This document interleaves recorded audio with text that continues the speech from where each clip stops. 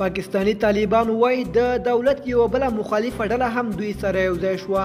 سلام ستړي مشئ، وخت مو په خیر. په AFG پلس چینل کې درته ښه راغلاست وایم.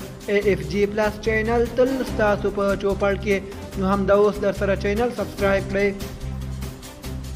د تحریک طالبان پاکستان ویان محمد خراساني ادعا کړې ده چې یوه بله ډله هم د تحریک طالبان پاکستان سره یوځای شوې ده.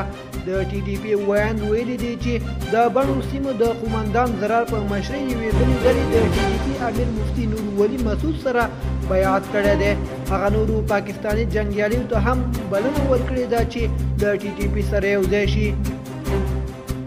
یاد دې وي چې د تیر کال راهیسې د جماعت الحرام په ګډون شاوخوا لسو ګوندونو له TTP سره د یوځای کېدو اعلان کړی چې له امله یې په ټول پاکستان کې د تاوتریخوالي پیښو کې زیاتوالی راغلی دی. دوستانو زموږ د نن ورځې خبر تر همدې ځایه و. تر بیا ښه وخت.